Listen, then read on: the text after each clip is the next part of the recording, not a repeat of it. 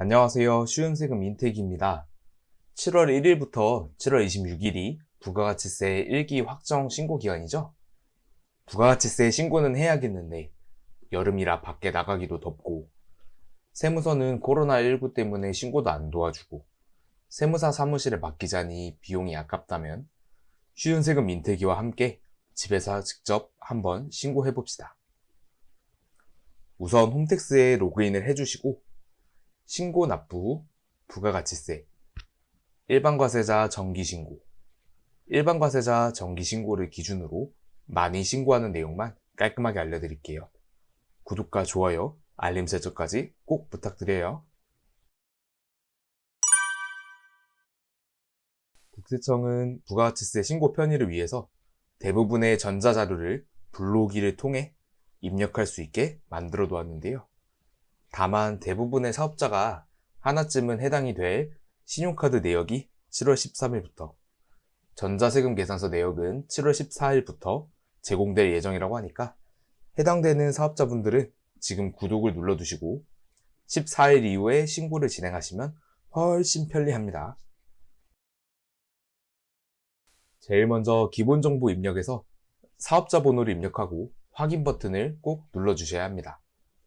상호와 업종 코드, 연락처 등을 확인해 주시고 혹시나 매출 매입이 아예 없어서 무실적 신고를 하시려는 사업자는 우측 하단에 무실적 신고를 누르면 바로 끝납니다. 신고서를 삭제하려면 우측 위에 새로 작성하기를, 기존 작성하던 신고서를 불러오려면 신고서 불러오기를 눌러주세요.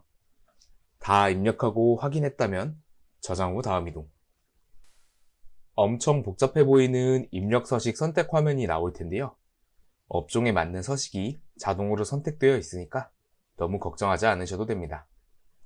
건물이나 사업용 차량 등 고정자산을 구입하신 경우에만 두 번째 줄에 건물 등 감가상각 자산 취득 명세서가 체크되어 있는지 확인해 주세요. 저장 후 다음 이동. 자, 이제 드디어 신고서가 나왔는데요. 아까보다 더 복잡해 보이죠? 매출, 매입, 그 외 순으로 신고서를 작성하게 되어 있고 회색 칸은 작성하기 버튼을 눌러서 입력할 수 있고 흰색 칸은 직접 입력할 수 있어요.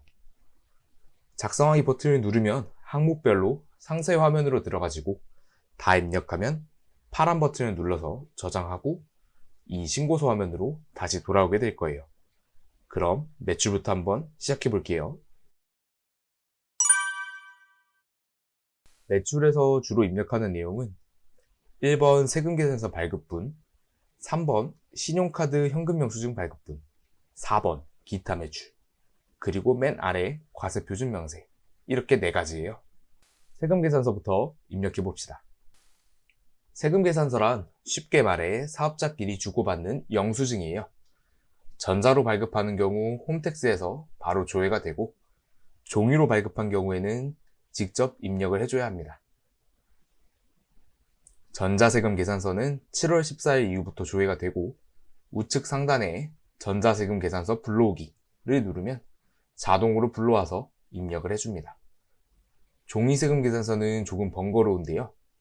아래쪽에 상대방 사업자 번호 입력, 그리고 확인, 매수와 공급가액, 부가세액을 입력하고 입력 내용 추가를 누르면 아래에 한 행이 추가가 됩니다. 100장이면 100번을 입력해야 해요. 다 입력했다면 아래 파란색 입력 완료를 눌러줍니다.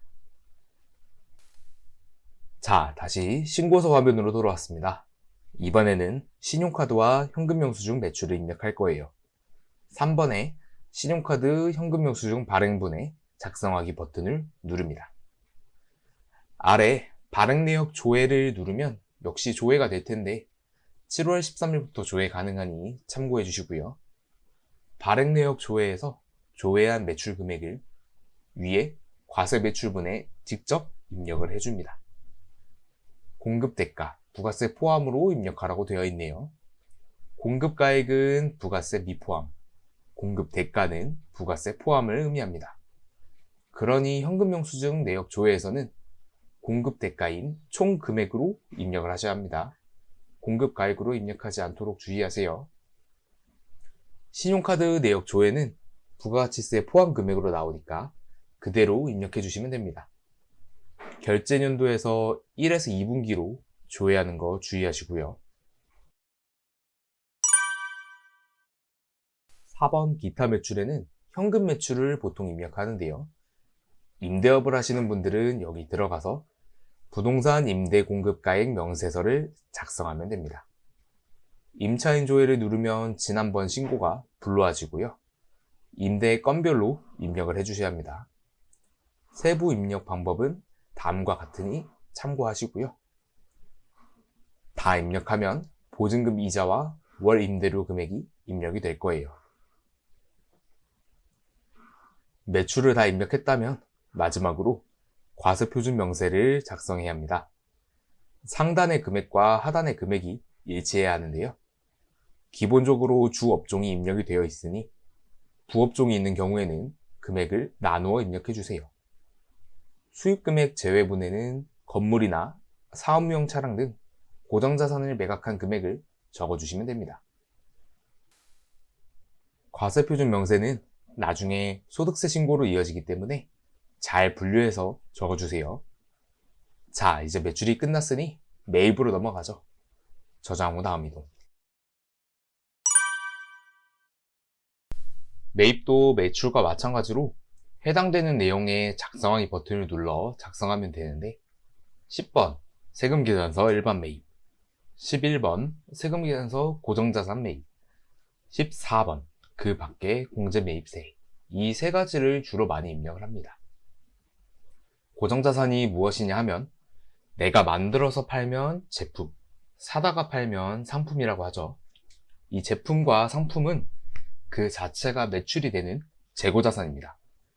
반면 그 자체가 매출이 되지는 않지만 매출을 일으키려면 꼭 필요한 자산을 고정자산이라 해요. 임대업을 한다면 건물이 고정자산이 될 것이고 운수업을 한다면 자동차가 고정자산이 되겠죠. 우선 10번 세금계산서 일반 매입에 모든 자료를 입력을 하고 고정자산인 매입이 있다면 11번으로 빼낼 거예요. 부가가치세 면세분이나 사업과 관련이 없는 매입이라면 16번 공제받지 못할 매입세액에서 빼내면 됩니다. 10번 세금계산서 일반 매입부터 작성을 해보죠. 작성하기를 클릭해줍니다. 일단 입력하는 방법은 매출세금계산서와 똑같아요. 7월 14일 이후부터 조회가 가능할 거고 우측 상단에 전자세금계산서 불러오기 그리고 종이세금계산서는 하단에 직접 입력해 주시면 됩니다. 간혹 사업자 등록하기 전에 주민등록번호로 세금계산서를 받으시는 경우가 있는데요.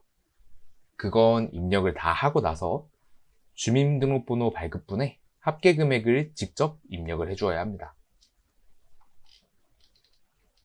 아까 설명드린 고정자산 매입이 있으신 분들은 11번 작성하기를 눌러 들어가 주세요. 자, 보시면 건물, 기계장치, 차량 운반구 등으로 구분이 되어 있는데 해당되는 칸에 건수와 공급가액, 세액을 입력해 주세요. 다 입력하셨으면 아래쪽에 합계금액을 다시 한번 입력해 주셔야 합니다. 금액이 너무 작은 고정자산은 입력하지 않아도 됩니다.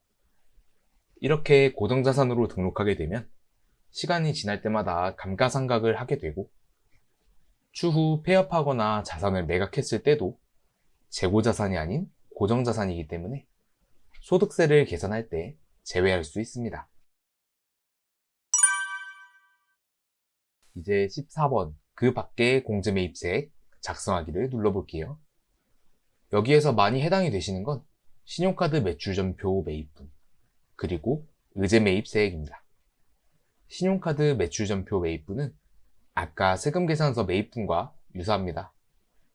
현금영수증, 화물복지카드, 사업용 신용카드로 결제한 경우에는 조회하기 버튼을 눌러 해당 금액을 불러올 수 있죠. 사업용 신용카드는 카드 사용하기 전에 미리 등록해 놓은 경우에만 조회가 됩니다. 홈택스에서 등록해 두시면 돼요. 등록하지 않은 기타 신용카드로 결제를 했다.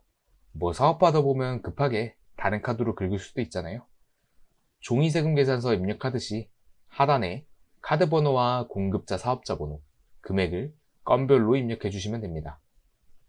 주의하실 점은 사업과 관련된 비용만 입력을 하셔야 합니다.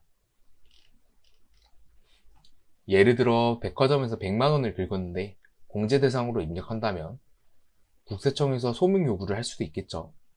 큰 금액들은 입력하기 전에 한 번씩 확인해 보시면 좋습니다.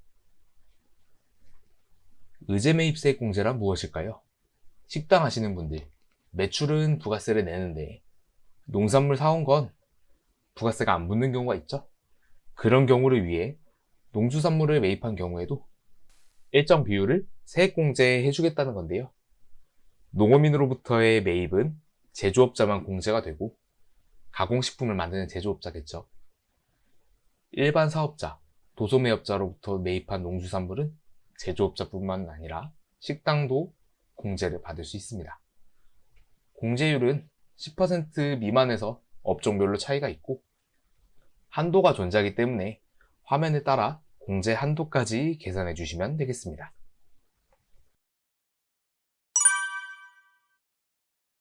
마지막으로 16번 공제받지 못할 매입세액입니다. 가끔 한 장의 세금 계산서인데 그 안에 부가세, 과세와 면세가 섞여 있는 경우가 있어요.